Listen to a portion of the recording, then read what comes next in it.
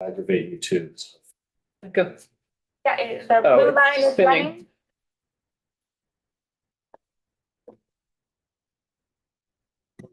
Good, how are you? I couldn't be any better. Oh, that's nice to hear. All right, good afternoon and welcome to the House Environment Committee. This afternoon, we are going to hear from the Agency of Natural Resources, Act 64. Welcome, Secretary Moore. It is a pleasure to be here. For those of you I haven't met, I'm Lauren, the Secretary of Natural Resources. I'm starting my 9th year in this job, which feels unbelievable to say. Just the beginning of my 9th year. I've completed 8. And it's It was you?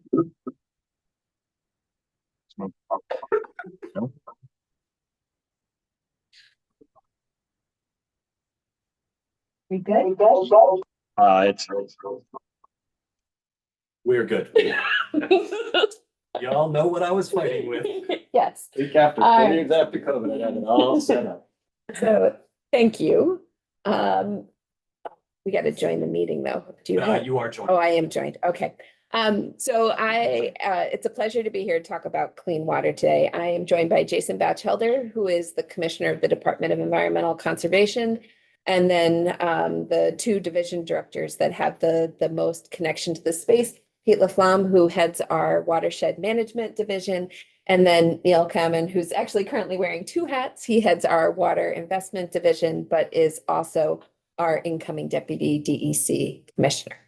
So a lot of expertise in the room. As I like to tell people, clean water is really my heart work of all the things the agency does. This is where I got my start professionally, and so it's really exciting to be in front of you today and share a brief update about our efforts in this space. Yeah. So I am going to hopefully share my screen.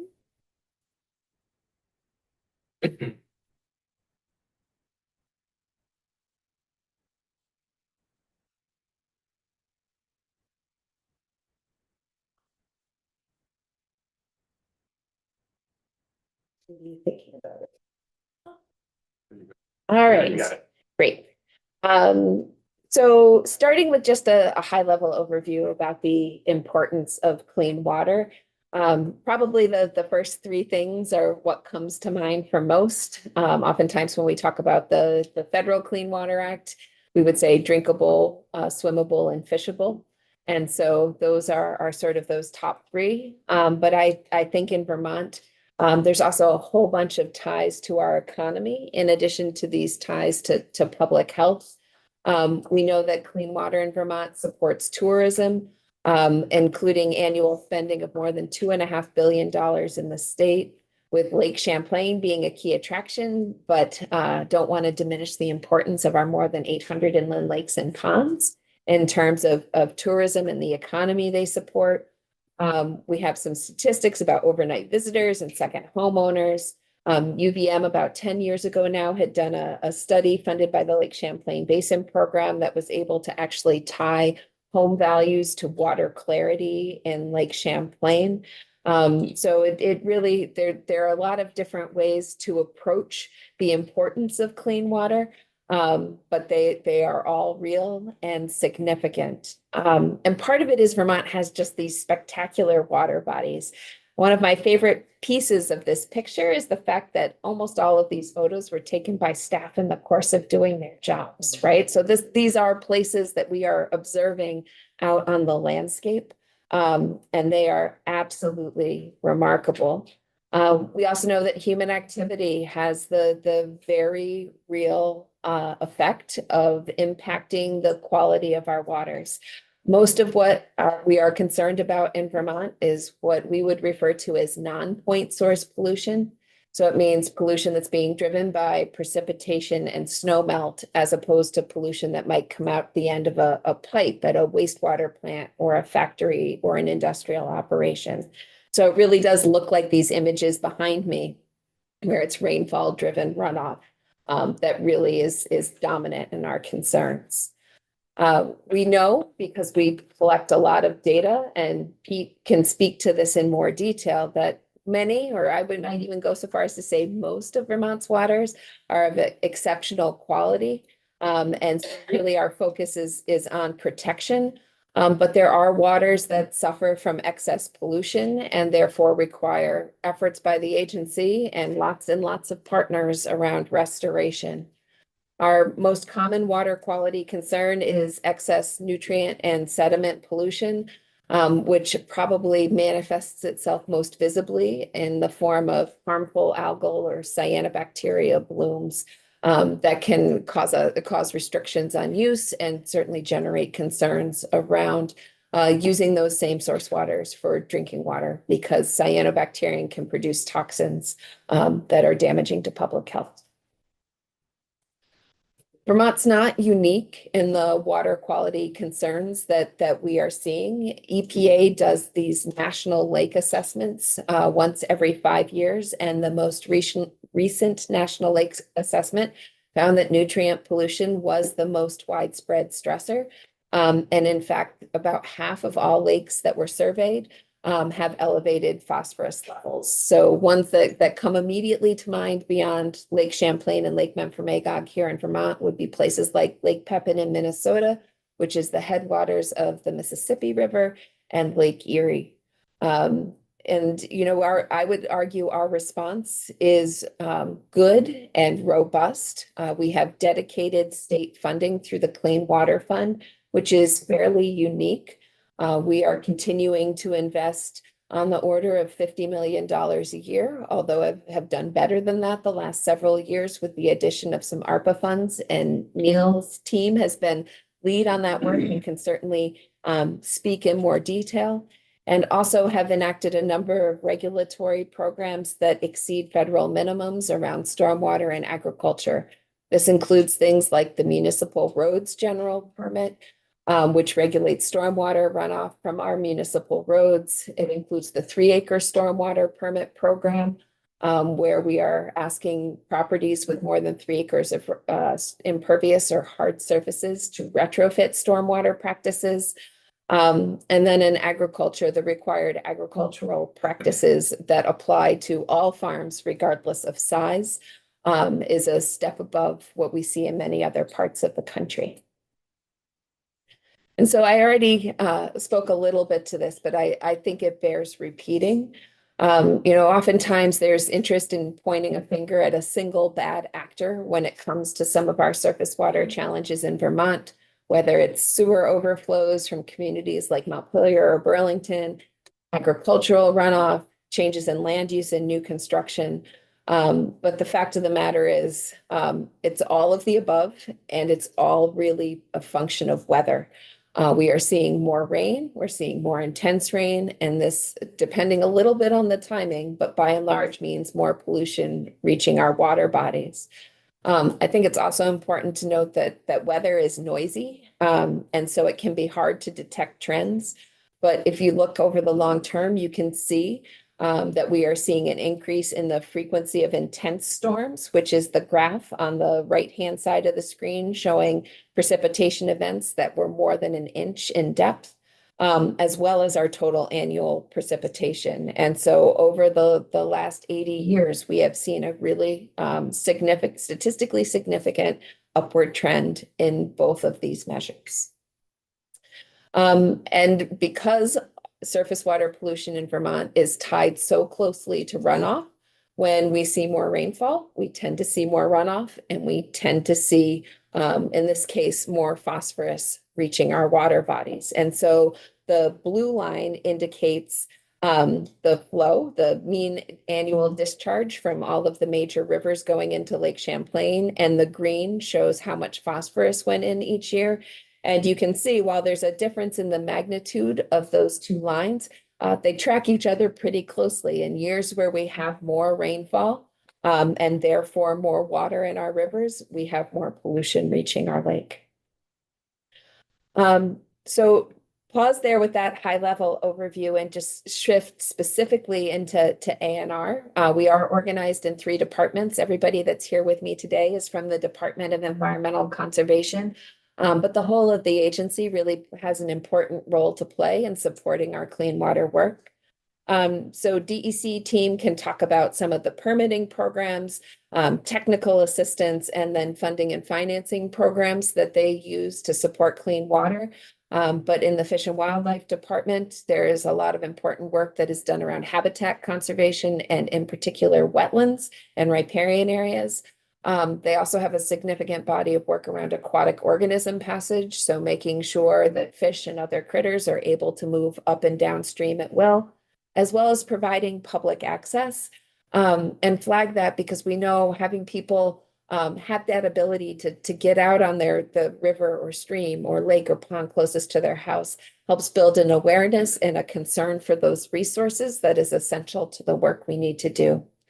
And then in the Department of Forest Parks and Recreation, that I know largely spends their time in front of the House Agriculture and Forestry Committee, wanted to flag their work around forest land conservation, management of state lands, the 360,000 acres ANR owns and stewards on behalf of Vermonters, as well as a lot of direct technical assistance to private landowners through the Use Value Appraisal Program, as some pretty key tools in our toolbox when it comes to thinking about the health of our forests and the important role they play in achieving our water quality goals. And I think that is where I will pause. This is just a little bit of what the folks who will come after me will say, but happy to answer questions if you'd like, Chair Sheldon. Sure, that'd be great. Representative Austin. Yeah, what's the difference between wetland and riparian? I thought they were the same and riparian was just a new name for it. So riparian areas are right adjacent to a stream or river. Oftentimes they contain wetlands, but it is a more generic term just describing lands immediately adjacent to a river or stream. Great, thank you. You're welcome. And I would love to know, maybe you want someone else to answer, but the estimates for phosphorus load by the year, how do we do those? Excuse How are me? they done? Sure. So that chart represents a strong partnership between staff and DEC and the Lake Champlain Basin Program and the U.S. Geologic Survey. So we have gauges at the mouths of the major tributaries to Lake Champlain, where we are able, therefore, to estimate how much water. And then we have a team of staff that largely live in Pete's Shop, but are paid for by the Basin Program that go out generally April to October and collect, I think, twice per week samples that we are then able to use to combine with the information we have around flow and estimate how much phosphorus is reaching the lake. There's a pretty incredible body of work around Lake Champlain that this is our piece of because New York also uses the exact same approach. So we're actually able to combine our data sets together and have a comprehensive picture of lake water quality, which is, I think, unique for a lot of interstate waters. I mean, so to say it's estimated, it's actually, it's a pretty informed estimate. It's a very informed estimate, right? But there's not continuous sampling being done. Yeah, that's awesome. Thanks. Other members, Representative North. Question along those same lines. Anytime we do estimating or measuring like that, we're sampling. Clearly, not only sampling in time, but sampling in geographically and spatially. Wondering what roughly percentage of geographic spatial sampling are we doing in terms of the water getting into the lake so that we would be able to accurately measure our improvement? Do you know the answer to I that? do not know the answer off the top of my head. It's probabilistic based sampling, but regrettably, it does miss some of the high peaks. It's a periodic sampling. I think overall it's a good estimation, but it's not the sum total. As Secretary Moore was saying, we're not continuously monitoring it. We continuously monitor flow as a result of the USGS gauges, and we can estimate, we can project based on the flows, what the phosphorus concentrations would be.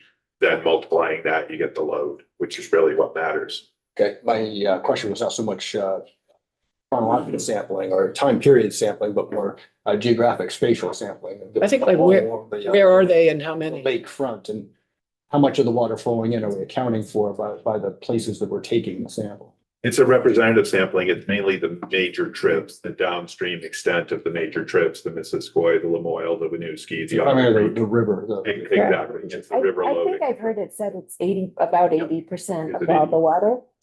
80% of the water flowing in roughly. Okay, perfect. That's Lot of what water. I was looking for. Thank you. Representative Bartholomew. Where correctly, it's not so much phosphorus, but nitrogen on the east coast of Vermont into the river because of differences in water chemistry when the water gets to long. Is that Correct. So the reason we focus on phosphorus in Lake Champlain and nitrogen in the Connecticut River is those nutrients are considered to be limiting in terms of the occurrence of harmful algal blooms or the hypoxic zone that occurs in Long Island Sound, which is an area without any dissolved oxygen and therefore uninhabitable to fish and other aquatic organisms.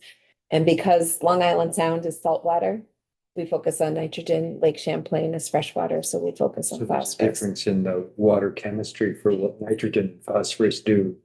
Which nutrient Salt tends to versus- limit yeah. the formation of these algal blooms? Thank you. You're welcome. So with that, I will turn it over to Jason for a few remarks.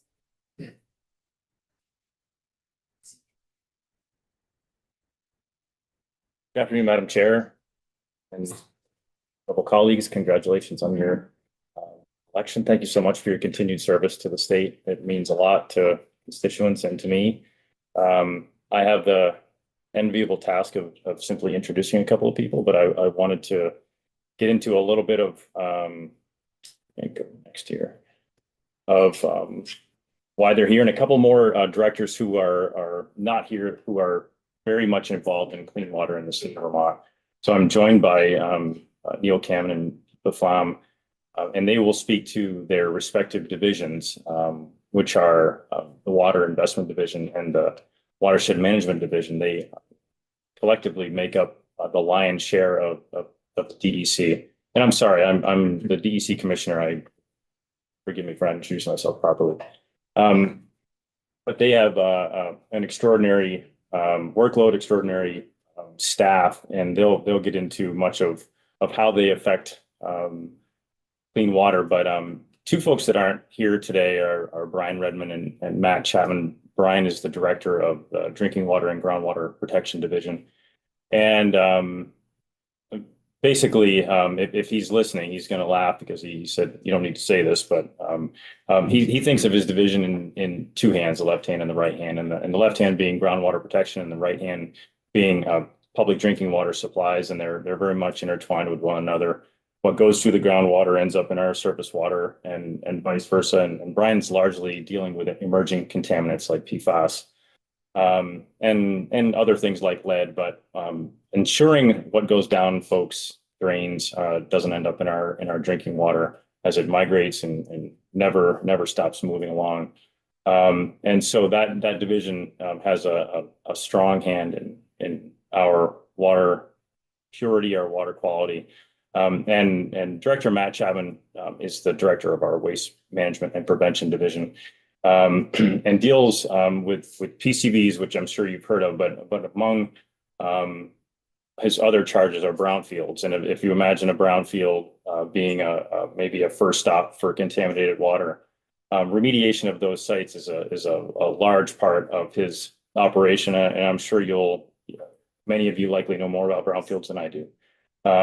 But when they are doing this remediation, it's not only removing the bad dirt, not only removing the contaminants from the site, say a dry cleaning facility that is defunct and gone out of business, but their replacement infrastructure has a long-lasting, long-standing modernization effect on the water that goes into the ground from that site, which will cue up some of what Pete and Neil will speak about.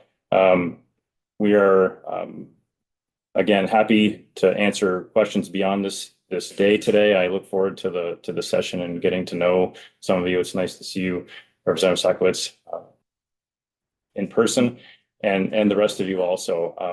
I will get out of the way. I think Pete is up first, but I'm happy to take questions about anything. I should have mentioned I was with the agency for 20 years before retiring in 2022 as the chief of the Warden Service. and had a wonderful year off with my family and came back into state service in 2023. Been about 15 months in this job and very much enjoying being with you all today and last year with some of you. So thank you. Thank you. Not turn it over to Pete.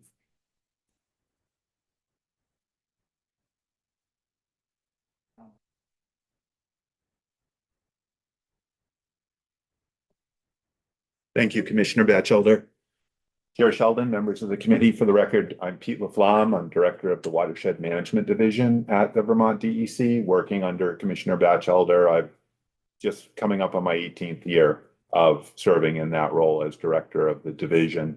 And so today, I wanted to walk through a little bit of the work of the division and explain to you, I was able to review some of Mike O'Grady's testimony. He gave very comprehensive and thorough testimony to all of you. And I just wanted to rehash a bit of that just in the functional way we do our business at the department to sort of give you that sort of underlying context of what we do and how we manage the surface waters of Vermont. So the Watershed Management Division, my division, is charged with protecting, maintaining, enhancing, and restoring surface water quality in Vermont. And so I wanted to talk a little bit about watersheds in general and how we are set up functionally as a watershed division, how we actually seek to manage the quality of waters in Vermont through the activities in a watershed.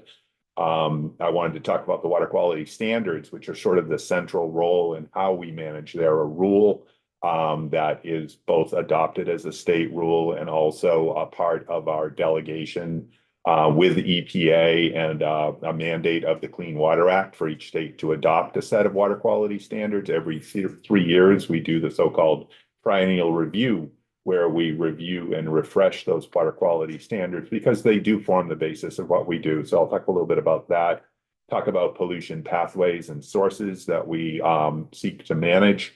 Our regulation and permitting, we're a central division in terms of regulation of activities that could have adverse effects on water quality, and then just touch on our current priorities a bit in the division. So in terms of watersheds, what are they? How we determine a watershed's boundaries, how those activities in a watershed affect quality and quantity, and also why we manage at the watershed level. Here's just a depiction of a generic watershed and the activities that go on or the waters that we seek to protect in that watershed, which also is the symmetry of our division. So in our division, we have programs that are dedicated to both monitoring, assessing, regulating activities in lakes and ponds. So our lakes and ponds program, we have a similar program, our wetlands program, and then finally our rivers program, which is our largest program in the division. And so again, the elements of a watershed that you would find out on the landscape, we have those programs that are sort of centers of expertise around those three areas and seek to, again, protect, maintain, enhance, and restore.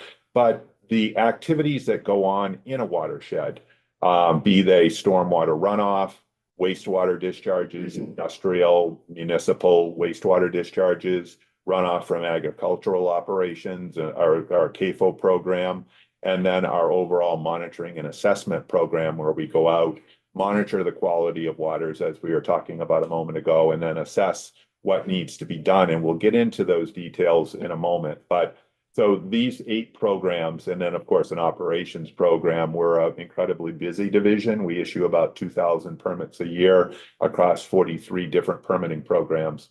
And so we're a very busy division, and our operations program, which supports our databases, which administers all of our permits and our finances. It's a division of about 100 folks.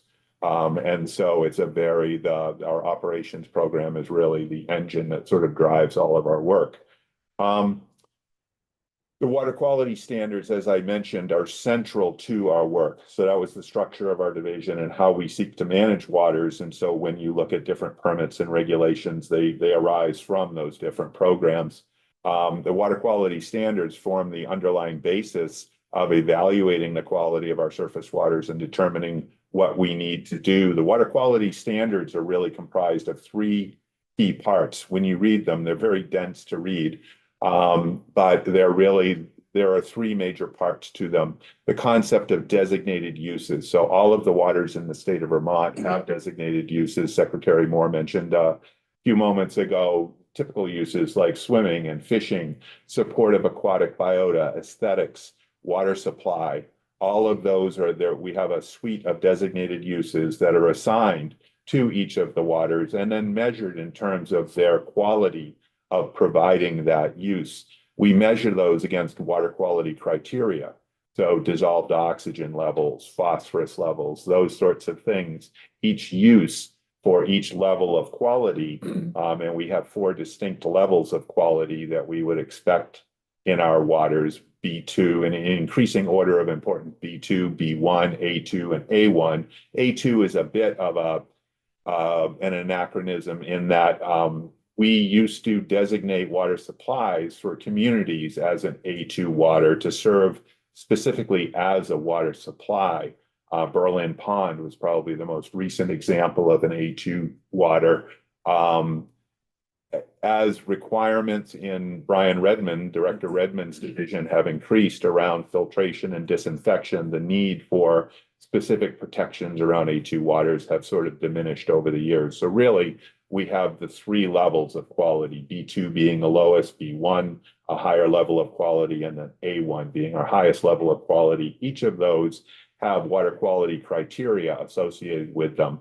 And that's what we're judging our management activities around, are those water quality criteria that we measure as a result of our monitoring and assessment programs. And then finally, the third pillar, if you will, of our standards is an anti-degradation policy, which we can go deep into.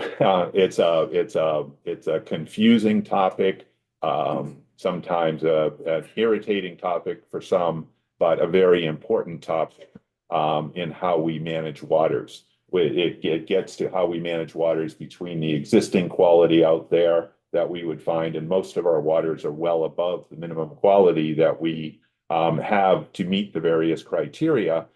How we manage in that interim space between the existing quality and the minimum acceptable is really the purview of the anti-degradation policy. The water quality standards, just a graphic to sort of drive home the point that the water quality standards really serve as the central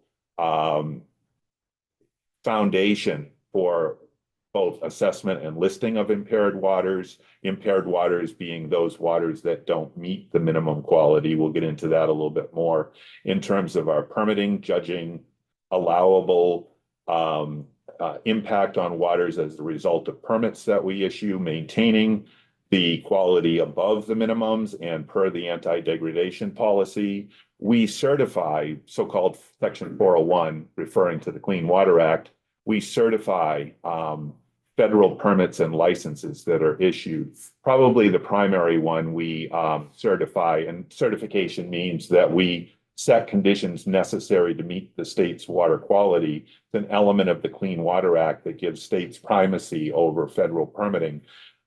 Section 404 of the Clean Water Act gets to dredge and fill permits issued by the Army Corps of Engineers, primarily in wetlands, but sometimes in lakes and rivers. We certify those activities. So the state gets a bite at the apple in terms of ensuring that those permits issued by the federal government actually comply with Vermont's water quality standards. So again, those water quality standards form the basis for those certifications. And then finally, targets for TMDLs, or total maximum daily loads, which are, it's a long name for a cleanup plan that we issue and have approved by EPA as part of recovering an impaired water where a particular criteria value might lie below that minimum line. And we'll talk about an example in a minute that hopefully will pull all of this together.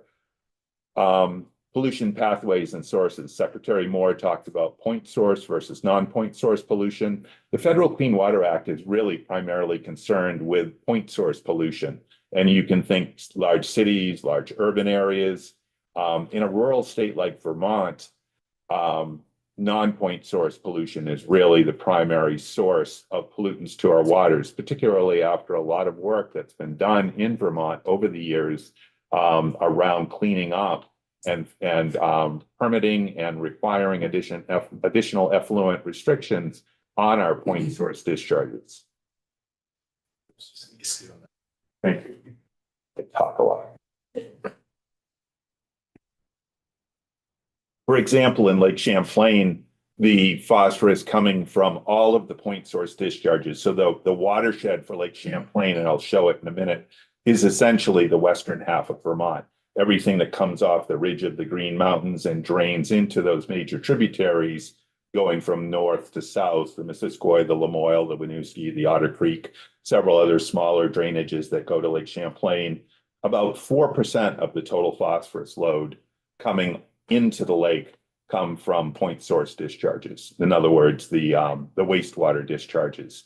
Wastewater discharges are held to very low, relatively low levels of phosphorus in the effluent. And so there's a point of diminishing return for continuing to ratchet down on those point source discharges. Really, a lot of the phosphorus load, a lot of the pollution we see in Vermont come from non-point source pollution. As Secretary Moore mentioned, those are typically precipitation-driven discharges. So rainfall washing across surfaces, be they farm fields or parking lots, municipal roads, wash off and carry pollutants into the water body, which then eventually find their way downstream and, cause the vast majority of loading. Controlling those non-point source discharges is very, very difficult. We'll talk a little bit about that in a moment.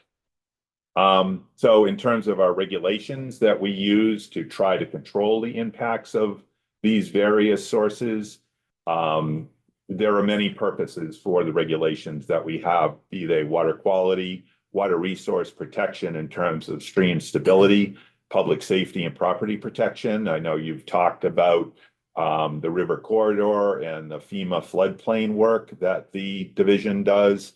And then finally, our use of public waters rules. And I know you've all heard about wakeboating. That's a current example of the application of our use of public waters rules, where we have the rulemaking authority to regulate use of waters, jet skis, wakes, wake sports, those sorts of things.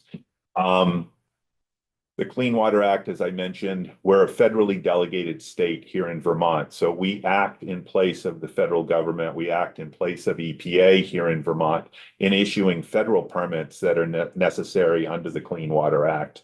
So think our NPDES program, National Pollutant Discharge Elimination System program, where we issue municipal wastewater permits, permits to industries, pre-treatment permits for discharges to wastewater facilities, our stormwater permits. We issue permits to municipalities, so-called MS4 permits. We issue permits to the AOT, the Agency of Transportation, sort of the mirror image of the MS4, but further fine-tuned for the transportation infrastructure is our TS4 permit. We issue permits to certain industrial activities, our multi-sector general permit, and then we issue permits to construction sites for erosion control at construction sites greater than 1 acre. Those are all federal permits that if Vermont DEC were not issuing them, the federal government, EPA in Boston, would have to issue them. And then finally, the last permit that you see in the headlines these days is our CAFO permit, our Concentrated Animal Feeding Operation permit, which is currently the subject of a dedelegation petition by the Conservation Law Foundation. We issue water quality certifications, as I mentioned, for federal permits and licenses. And then under Vermont statutes, both pre-existing Vermont statutes that we had, Section 1264 of statute that set up our stormwater permitting program here in Vermont, where we go well beyond what the federal government does in terms of stormwater permits for impervious surfaces, and our wetlands program, which works in cooperation with the Army Corps of Engineers in terms of issuing wetland permits under state law, similar to, but in important ways from the federal Army Corps permitting program for wetlands. So we had those two programs, and then in 2016, Act 64 created what Representative Dean at the time accurately dubbed as Vermont's Clean Water Act, which again went well beyond the federal and was more focused on Vermont's non-point source problems, trying to get after some of the sources of water pollution here in Vermont with the federal Clean Water Act was not being as effective as it could be. And therefore we worked in cooperation with the legislature at the time and with the administration, and Act 64 arose from that. And I'll show in a moment a good application of it to Lake Champlain TMDL, which was the driving force behind Act 64. So again, some of the statutes and rules different than merely water quality protection. We are associated with water quality protection, certainly, but slightly different than direct water quality protection in the way we've been talking about point and non-point source pollution. Our wetland permitting, our flood hazard area and river corridor program, our stream alteration program, our shoreline management program, our lake encroachment program, and then finally our use of public waters. And I know, I apologize. I know this is a fire hose, and I'm happy to talk more about it at any time or answer questions about this. But I just, before I eat up all Director Hammond's time, sorry, Neil, I wanted to run through an example that hopefully will pull together a lot of the concepts that I've been talking about here. So a TMDL, a cleanup plan. If I could just interrupt for a second, I think I would prefer that you not rush and that the vice chair and I can leave and you can keep going. And so if you, I don't want you guys to feel rushed. And Okay, we can thank you, Chair. go back and watch the Thank you. video. Thank you. So a TMDL, again, is a federally mandated cleanup program. Every 2 years, we report to EPA our so-called 303D list. And again, that's referring to a section of the Clean Water Act. 303D of the Act requires states to report to EPA every 2 years a list of waters that are so-called impaired, meaning that they fall below the minimum level of one of those criteria in the water quality standards necessary to protect a given designated use. When that happens, we then need to produce a TMDL, total maximum daily load, or a cleanup plan for that water. The Lake Champlain TMDL development process is certainly a very large but a very good example of how that process works. It got to the issue of point versus non-point. Again, I mentioned a few moments ago that 4% of the load, the phosphorus load to Lake Champlain, came from wastewater treatment facilities, which are controllable under the NPDES program. But you could zero out that 4% and still not meet the standard. And the knee of the cost curve, and I don't have a diagram of this, so I'll just wave my hands in here, but as you spend more and more money, as you get further and further irreducible concentrations, it gets more and more expensive to try to remove that last little bit. So you have this exponential cost curve, wanting to stay below the knee of that cost curve. In other words, our large wastewater treatment facilities in the state are now down to a 0.2 milligram per liter requirement in their effluent, which is a fairly low level. It's not as low as technology goes, but it's at that knee of the cost curve.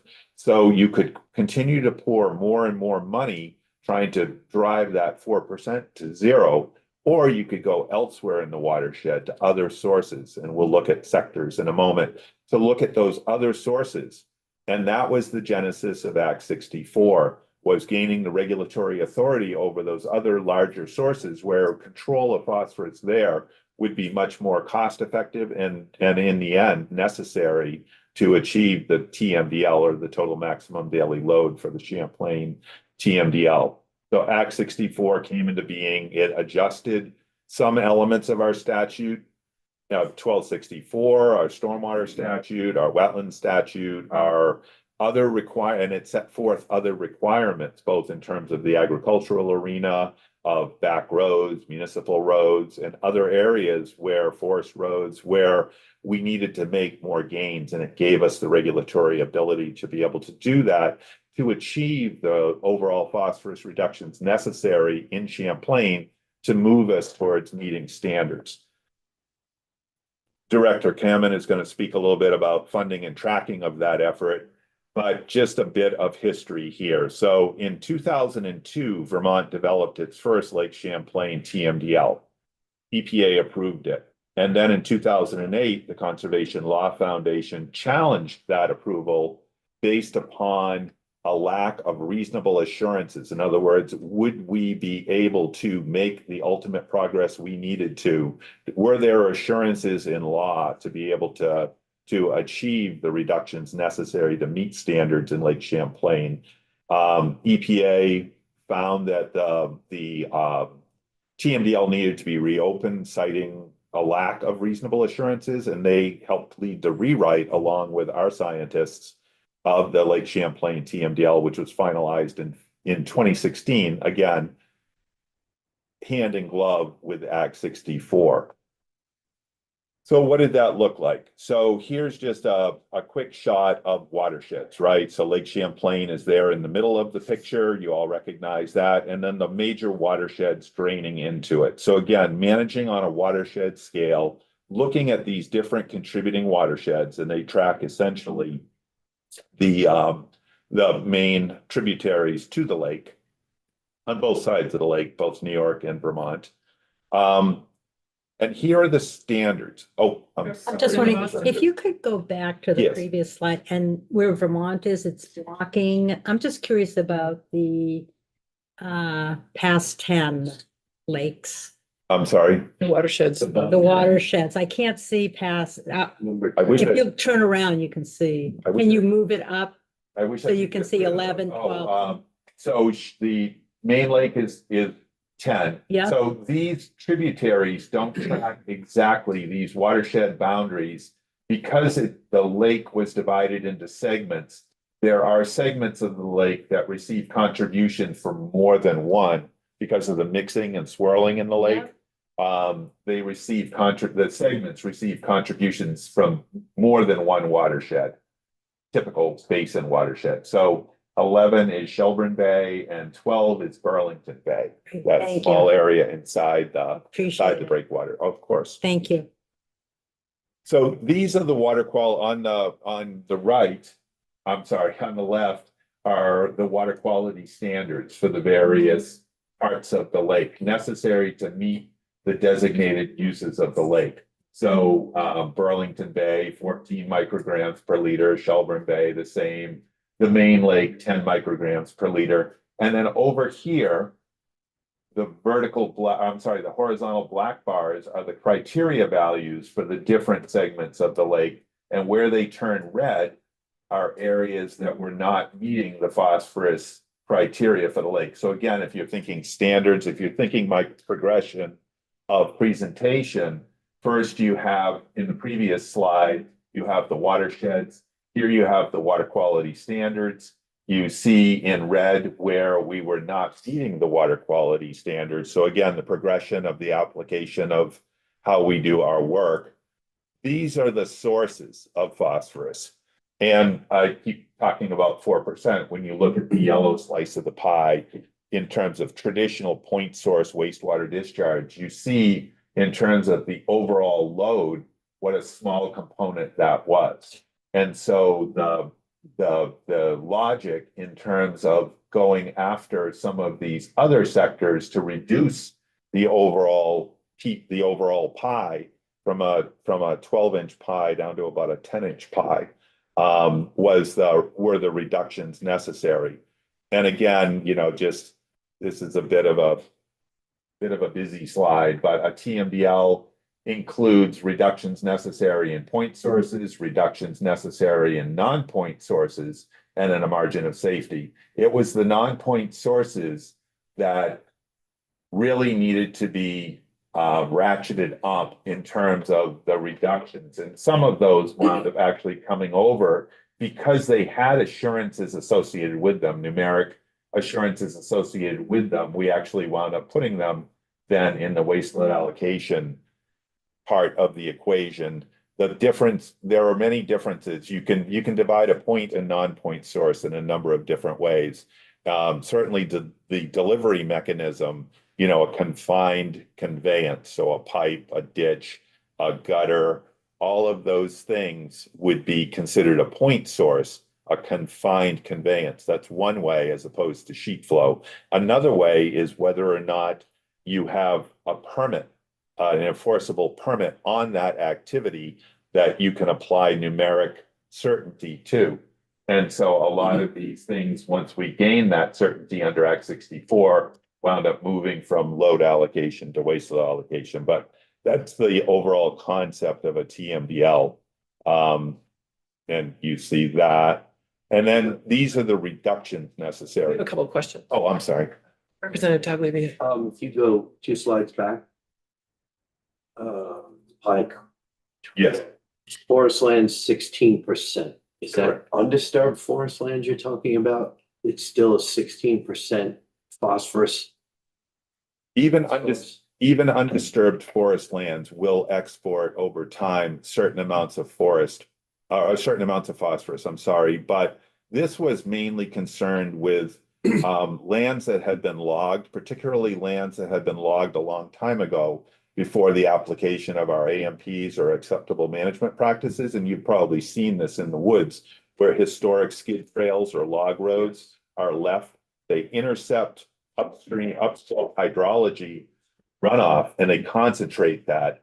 And once it gets concentrated and starts racing down those roads, those ditches, it just turns into these giant chasms in the woods where it's constantly, it's trapped in there, so-called incised, and it's just continuing to export soil and nutrients. And trying to cure that, as you can imagine, is difficult and expensive. So it's a combination both of natural load and also artificially induced loading through erosion. Thank you. Sure. And I have a question on the previous slide under the current phosphorus concentrations chart. Have any of those gone from red to blue in the, No. The progress in the Lake Champlain TMDL, I should have said, it's about an 8,000 square mile watershed. And a lot of the non-point source control practices are putting so-called BMPs or best management practices out on the landscape. And there needs to be thousands and thousands of these put out there to arrest the ongoing pollution. Meanwhile, in the tributaries, in the main stems, in the lake itself, there is a lot of legacy contribution. So you can imagine that washing down over time. The enormity of the watershed necessitates a long time. You can shut off, we could magically shut off the valve today on all of the sources necessary, and it's still going to take years to see progress in actual lake concentration reduction. Our partners, the Lake Champlain Basin Program, as Secretary Moore was describing, both do independent monitoring and also fund folks that work in the watershed division to go out and do monitoring both on tribs and in the lake. We have seen improvement in the smaller upslope tribs where overall water quality is beginning to improve, but because of 3 things: the legacy phosphorus bound in the watershed, the effects of the changing climate and precipitation, and the incredible flooding that we've experienced. And during these flood events, the annual load of phosphorus expected comes down in a few days, because of all of the erosion and all of the incredible wash off from the intensity of these storms. And then, the incremental progress where you're putting a BMP on a reach of river or on a particular farm or on a municipal road, you need so many of those to accrue to achieve the total reduction in load that we anticipated a 20 to 30 year timeframe to see the improvements in the lake. It's work that we need to continue to do in a consistent manner year after year to achieve those reductions. yeah, Representative North? Question, Are the numbers shown here the actual concentrations in the lake water or the load being applied to the lake? It would be the load necessary, the horizontal black bars represent what we need to drive the load to achieve the overall concentration values in the lake. The red values are monitored values, right? They were the values monitored as the baseline for the TMDL, and they frankly haven't moved a great deal. But the measures of the load being applied to the lake, not the measures of the lake water quality as it stands itself in those areas. It's the y-axis is the criteria, the concentration values in the lake. The reductions necessary, I'm going to get to in a second, are here. So. So trying to separate, and then maybe I'm missing the point here, but I thought you were purposefully separating the kind of the existing body of water in the lake and the concentrations that exist there from the load that's kind of daily being applied to the lake or the. Correct. To reduce those concentrations in the lake, Right. we need to reduce the load by a certain amount, which is I understand that. And then so my question was, which of those two measurements, the current lake measurement or the load measurement are being shown? In this particular graph, it's the lake concentration. Lake concentration. Yes. Thank you, so. Sure.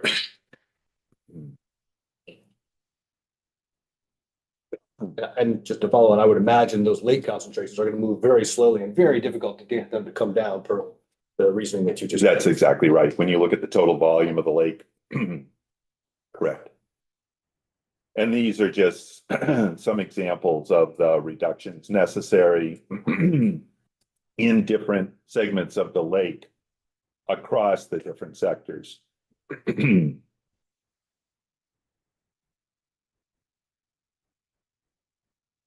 And now I'm going to turn it over to Director Kamen to talk about funding and tracking.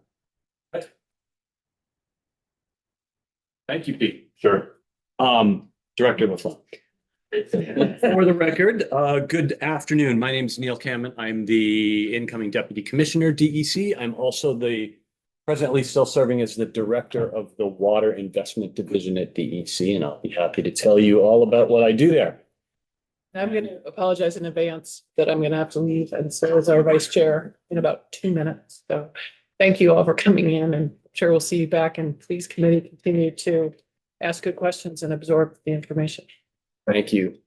Madam Chair, who should I look to for traffic control? Ranking member, Representative Sakowitz. Very good. You know. Good afternoon. So it's very nice to meet some of you whom I've not met yet. I've been in this committee a number of times over a number of years.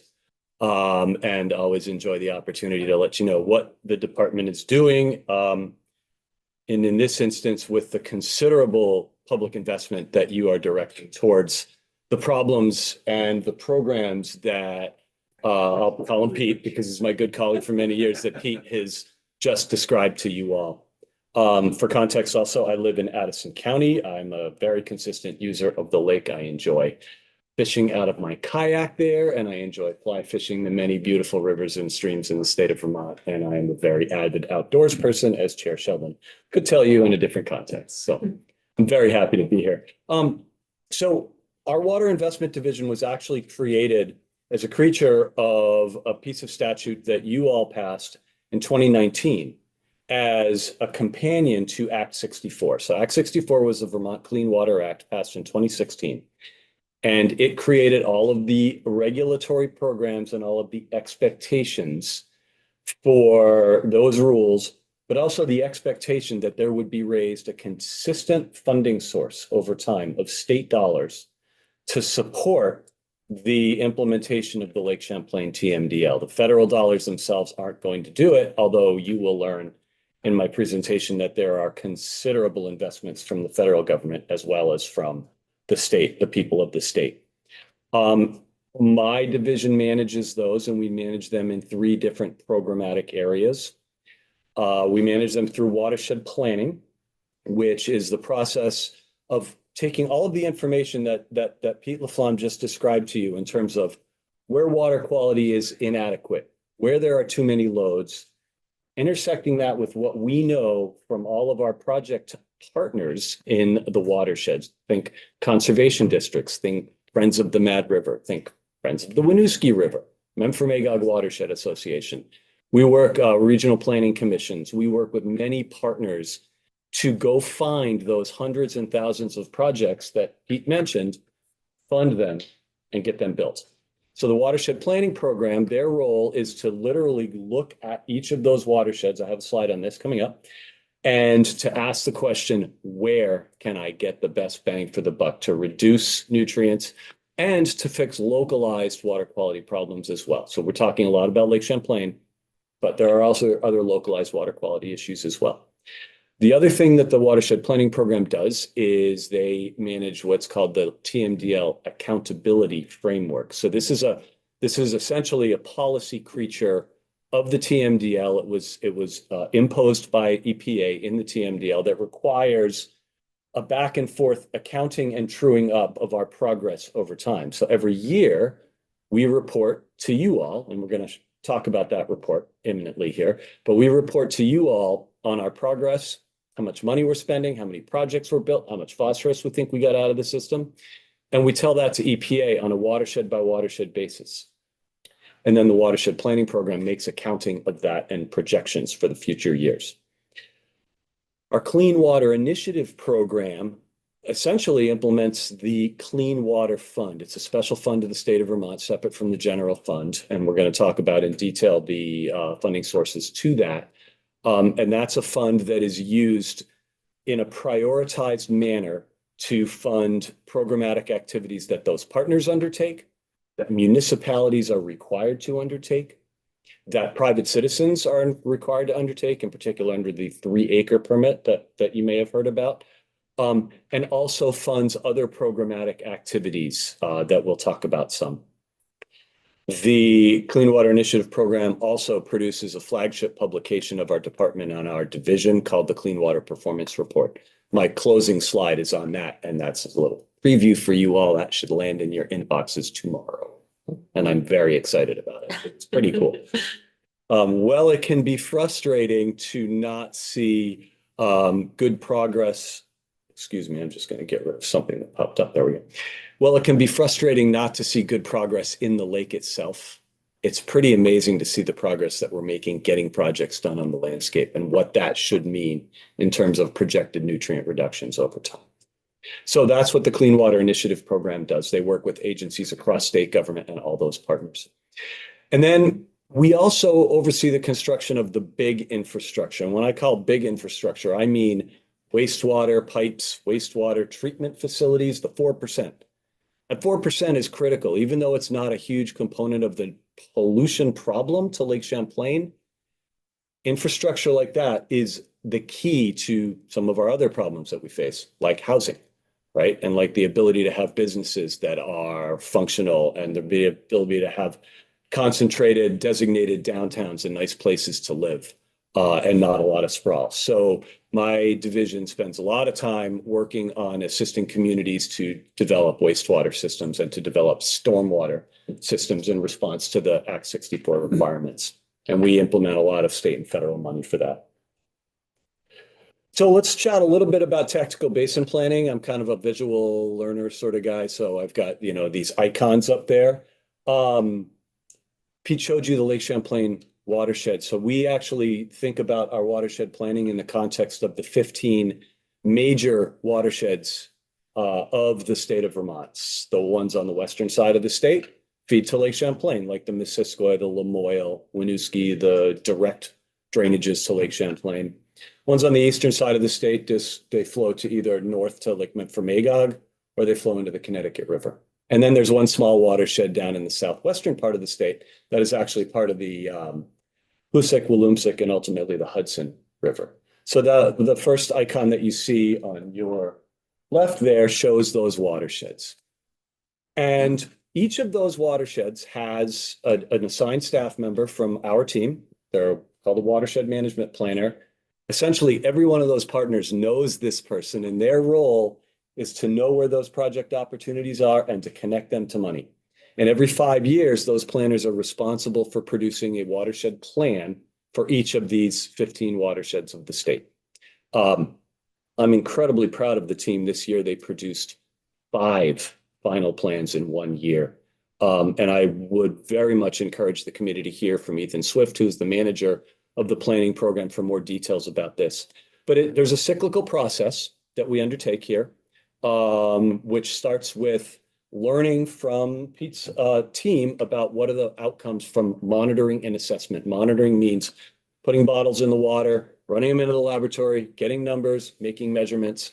What does that say in relation to the water quality standards? Assessment is the actual process of making the comparison to the standards and making a determination. This water's in great shape. This water's kind of on the edge. Maybe we should do something. This water is impaired. We have to write a TMDL or another alternative plan. So our tactical basin plans express all of those little unique individual localized water quality problems, the good, the let's watch it, and the in need of intervention now. And for those plans that address Lake Memphremagog, Lake Champlain, they also implement the Lake Champlain TMDL. They provide that accountability. That's all part of our process. It's a 5-year process: monitoring, assessment, develop the plan, work with partners, notice it, and then put that plan to work over the subsequent 4 years, move dollars into that watershed. This little Google icon, the QR codes above my left shoulder here, is a live link. You can use that right out of your machines here. You can click that and you can have access to every one of the basin plans of the state of Vermont. And then the outcomes. So the performance report will present to you information at a statewide level. The basin plans will present to you outcomes at the watershed level, much more granular, much more detailed, very usable by the people that are in your watersheds doing good work. So if you tell me what watershed you're in, I can tell you what your organizations are, but no need to. And so let's keep going and get into funding for this work, because there's a lot of work and it is not cheap. Restoring waters is far more expensive than protecting them from becoming impaired in the first place. But we are where we are, and the state of Vermont has done, frankly, a nationally pace-setting job of establishing water pollution control programs and funding mechanisms that are the envy of many. Our model is the Minnesota Clean Water Legacy Fund.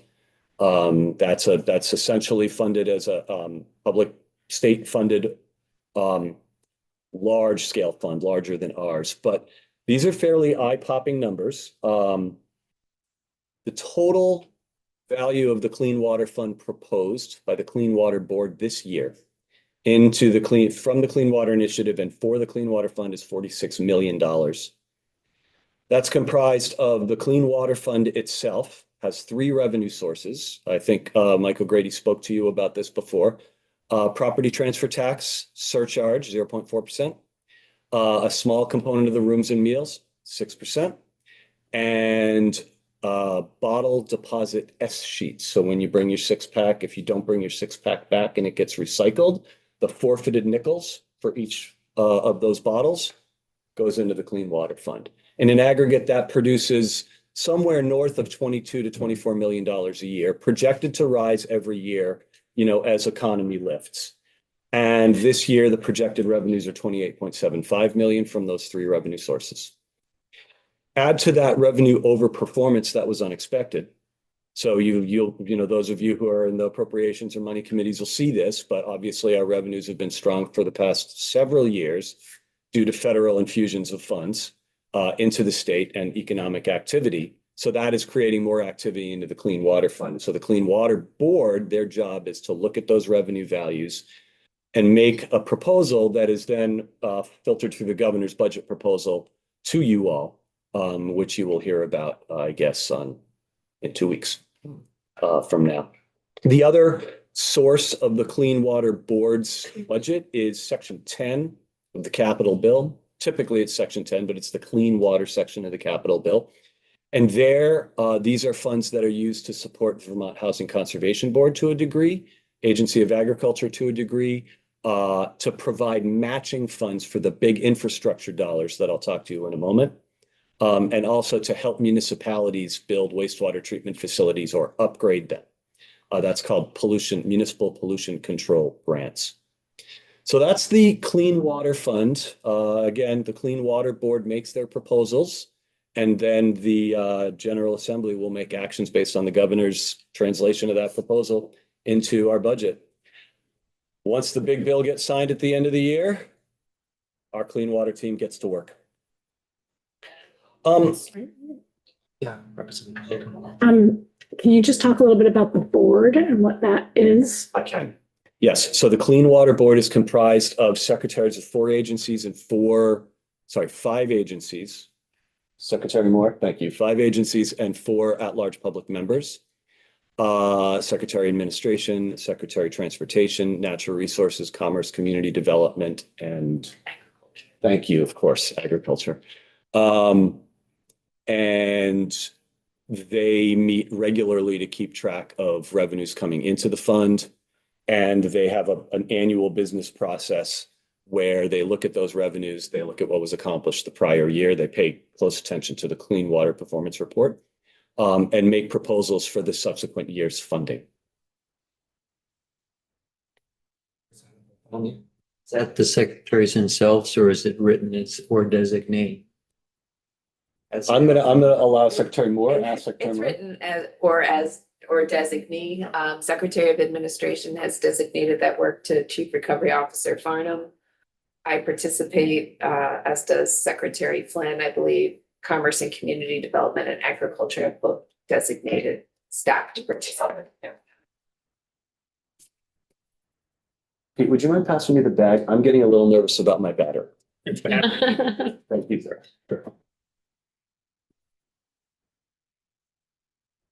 So we'll just take a quick pause so I can plug this. Neil, if I could add just one Please. extra point, to your point, Representative Chapin, just the way the budget is formulated each year, it actually is bottom-up recommendations from staff that are brought to the board. The board reviews it very much in light of the information Neil described, sort of what happened last year, where are their pressing needs, may make some adjustments that then goes out for its own public comment period, sort of outside anything having to do with the larger state budget.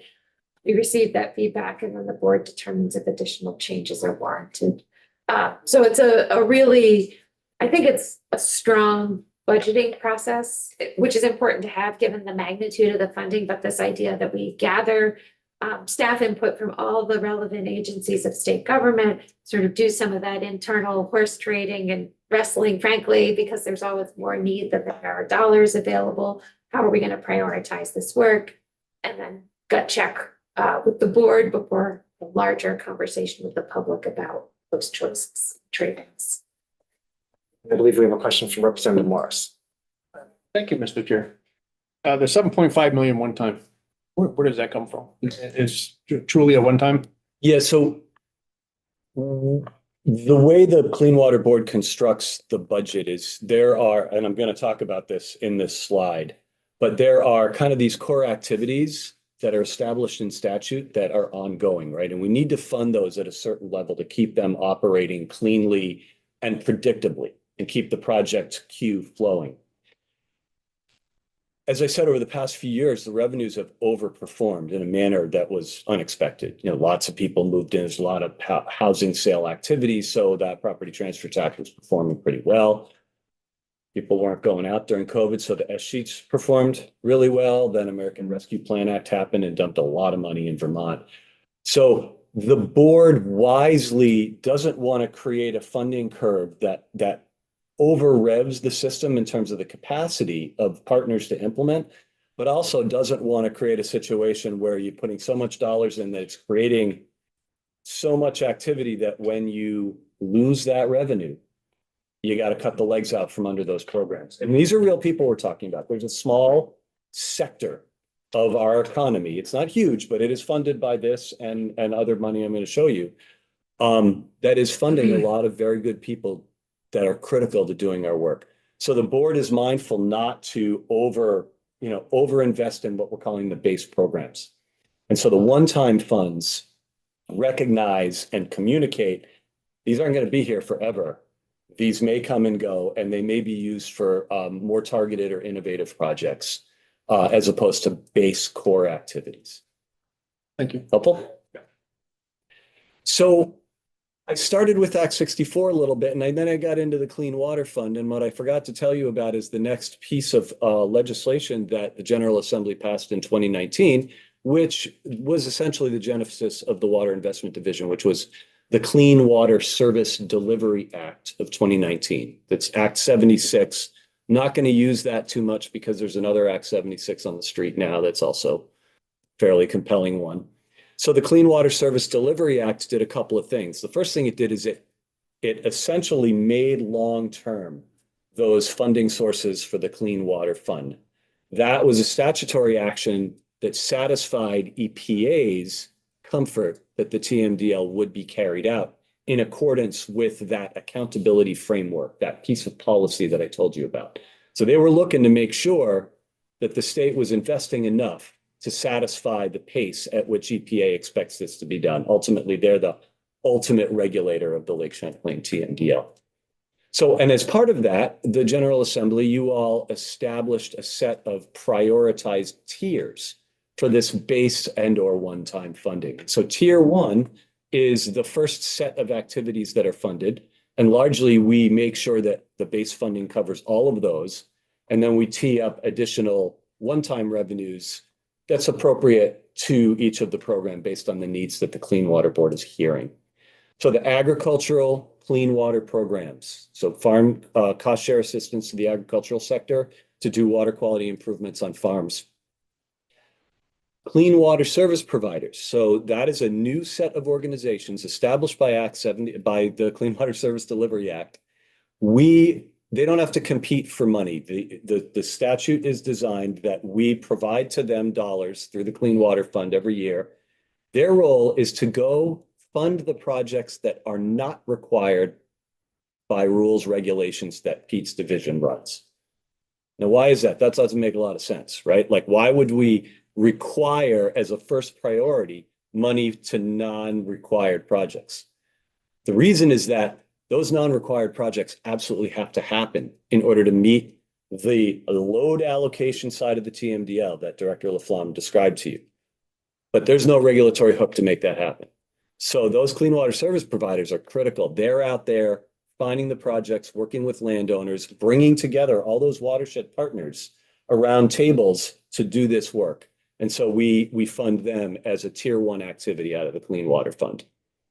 And each basin of Lake Champlain and Lake Memphremagog has a clean water service provider. I'll tell you at the end of my slides here, you know, who you can invite in to learn more about all of this. And we have great teams that do this. Sorry about that. Third item in the first priority tier is tactical basin planning. So it's critical that we do that basin planning that I described to you, and we use those dollars to fund natural resources conservation districts, regional planning commissions, and watershed associations in somewhat equal measure based on the capabilities of those organizations in each watershed and the needs for planning for that watershed for that year. Remember, on that 5-year cycle. We prioritize enhancement and protection projects. Remember, it's cheaper to keep a water off of an impaired waters list than to restore it once it becomes polluted. So the statute requires at least 25% of the value of the fund, but not to exceed $5 million to be invested in enhancement and protection programs to keep waters from getting impaired. Great. And then, as I noted, the capacity of external organizations to do this is critical. The state can't do this work itself. I mean, we have 45, 50 people in Water Investment Division, 100 in Watershed, but you need boots on the ground in every watershed and many of them to get this work done. So that's what this is all about. Tier 2, state and municipal clean water projects, largely in the category of stormwater. So your municipal roads general permit program, your state transportation stormwater program, the MRGP, the TS4 that Pete mentioned to you, and some innovative work. We're funding Lake Carmi out of the innovative line, for an example. That's a lake in crisis that needs a very specific intervention. The Clean Water Board has proposed to make the final investment to make that so this year. Tier 3 is privately owned stormwater. That's largely the 3-acre. And then other priorities that are supported by the fund include the federal matching funds that I mentioned to you, municipal pollution control, and other activities around the Lakes in Crisis program. So that's state dollars and how they're used. That link that you see on your screen is live. You can use it to access the statutory construct that did all this. And then there's federal funds, and I want to talk through those. And I generally divided these into kind of harder infrastructure, so what I'm calling clean water infrastructure projects, and natural resource and conservation projects, which are sort of, I'll call them the softer projects. So something like restoring a floodplain, giving a river the ability to flood into an area of land that's not developed and release the pressure during the flood is kind of a natural resources or a conservation related project. Versus a new collection system, new pipes, new headworks for a wastewater treatment plant. That's clean water infrastructure. So the Clean Water State Revolving Loan Fund is our key program in the state of Vermont for implementing clean water, big infrastructure. And there's both base dollars in the Clean Water SRF, about $8 million a year. There's bipartisan infrastructure law funding into that, about an additional $12 million a year. We partner with USDA, especially rural development, rural utilities for infrastructure projects as well. They are an incredible partner. When we work with them, we're looking to get the very best deal for your community. If your community is coming for a project, depending on the factors at play, we may fund it, USDA may fund it, we'll package it together. Other funding sources, the Natural Resources Conservation Service is the more hard infrastructure on the agricultural side. Think big pits, manure conveyance systems, things like that. American Rescue Plan Act is a huge investment that is now, you'll hear about this from Chief Recovery Officer Farnham, about a $200 million investment into water infrastructure, into programs such as wastewater, such as on-site wastewater for low-income communities, helping manufactured housing communities true up and fix up their wastewater systems, things like that. Federal Highway Administration provides. Is that 200 million to Vermont or is that 200 million US? Oh, no. It was Sorry, $1.026 billion to Vermont. 1.026 billion to Vermont. Wow. Chief Recovery Officer Farnham will provide the big headlines on this.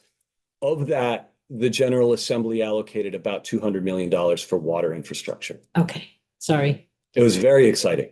That is. It's exciting. also been a very, very demanding piece of work on Secretary Moy's left, but our agency and our divisions. But it is. Between them and the bipartisan infrastructure law, if I could just kind of go over here for a sec on that, generational opportunity to true up our water infrastructure, and people are lining up for it, and water infrastructure has become more expensive. So, we are doing the best we can to we have put every dollar out on the street. They are all obligated. They're all out there with recipients. It's amazing. I'll come back and talk about that at a different time. Thank you. Yeah. Federal Highway Administration provides money to VTrans to do stormwater for VTrans, and there is congressionally directed spending, which is funding that municipalities can ask our congressional delegation to deploy. Fun fact, when they do, it comes at the expense of the State Revolving Loan Fund base capitalization awards. So if, for example, Virgins, looking at my representative here, receives a $3 million capitalization award or award under CDS, there is a commensurate reduction, not $3 million. I won't get into it, but there's a commensurate reduction in the amount of money that's available to the SRF.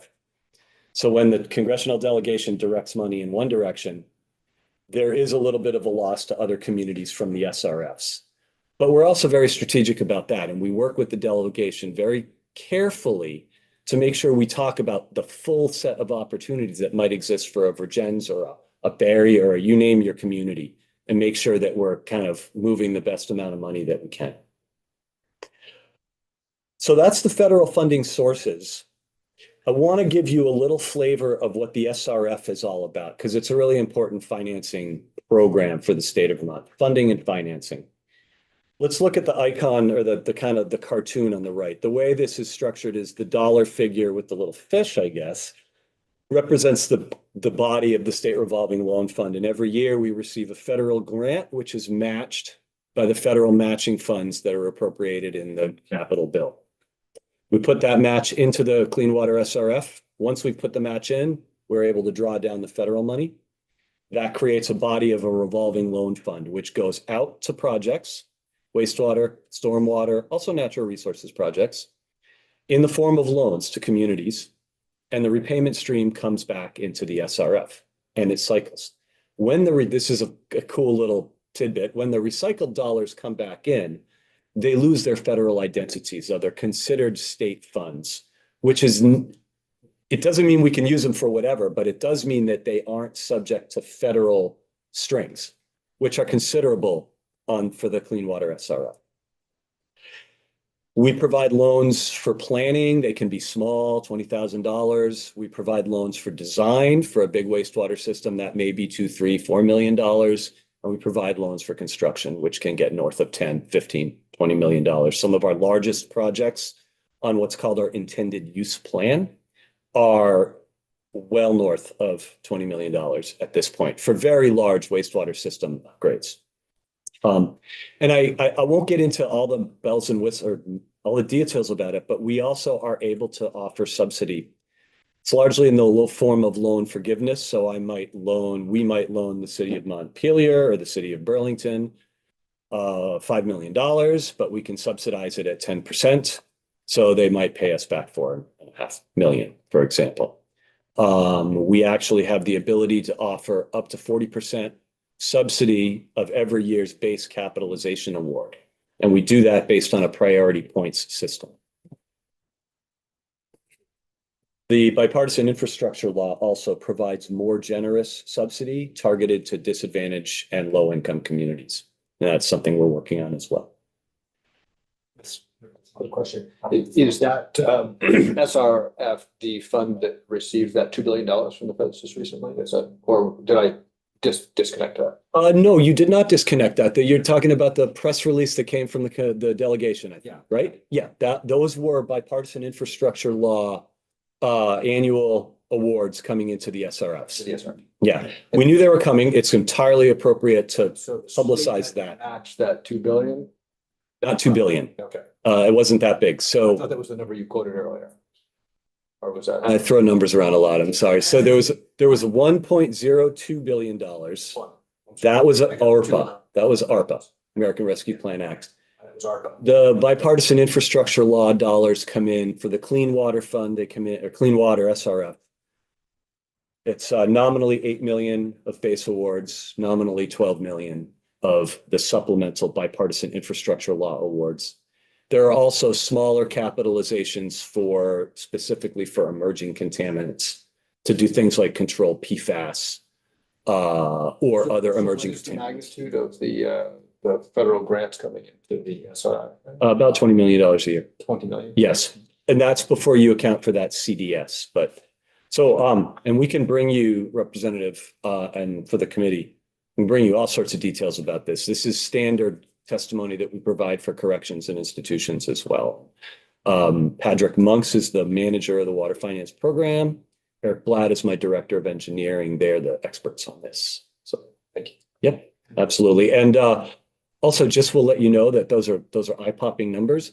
The General Assembly has set aside the full match necessary to draw those funds down in what's called the cash fund account based on last year and the year before's hot revenues and appropriations. So right now we expect to be able to fully capitalize those federal awards without any further fundraising from the state.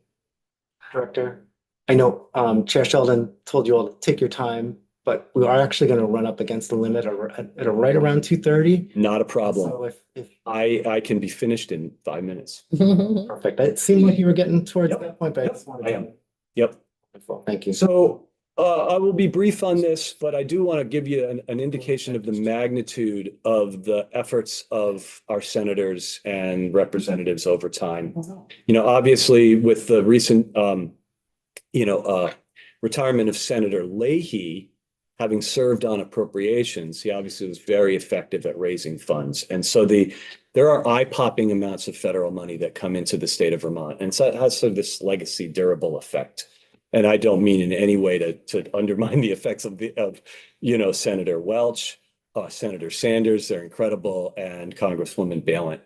But it's sort of like we're on this high curve as a result of a long construction of federal funding pipeline in the state of Vermont. So every year I have to put this report together I put this report together for the Agency of Administration to submit to you all. It's an information piece, but it's very valuable.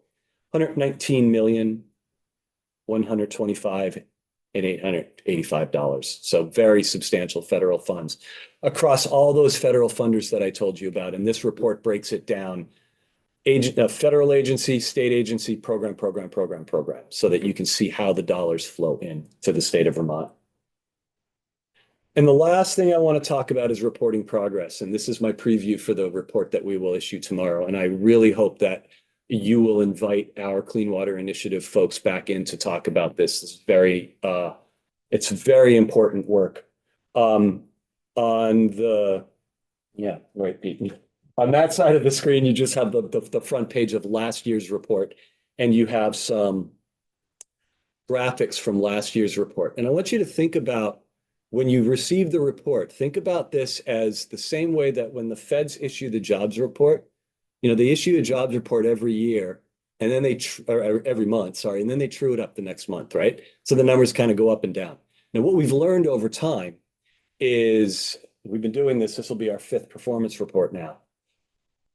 We now are accustomed to understanding how the true up works. So if you look at the figure that's in the center, that is the estimated total phosphorus load reduction that we've achieved since we've started doing this. Notice that curve continues to climb, but it ticks down at the end, right? It ticks down in the current year. So last year it looked like it ticked down. Well, when you see the performance report drop tomorrow, you're going to notice that last year's bar actually went up with other late breaking information that we were able to account for. But this year's bar looks like it ticks down. So don't worry about this year's bar, but take a look at the trajectory. So it's not only about the spending, which is the upper figure, and it's not only about the estimated load reductions, which continue to accrue. They're accruing in the agricultural space. Those are the yellow bars. Natural resources space, that's the green bars, and now really beginning to accrue in the most expensive spaces, which are, the transportation network, stormwater, things like that. And we are beginning to accrue reductions across all of those. And then we publish a lot of really interesting measures about our investments, our project outputs, how our pollution reductions are trending. It is an incredibly impressive body of work, and it is the statement reflecting the investment that you all have put into this system. So with that, I am done. For Water Investment Division, I've provided on this slide some key contact folks for you all if you're interested in any particular part of this, and I'm happy to come back at any time. And thank you for your patience. Thank you all from the Agency of Natural Resources for joining us and giving us this really helpful presentation. And with that, we will adjourn until tomorrow morning. Okay. Very good. Thank you all very much. Thank you so Very much. nice to meet you all. Thank you. Sure. Thank you. That too, so.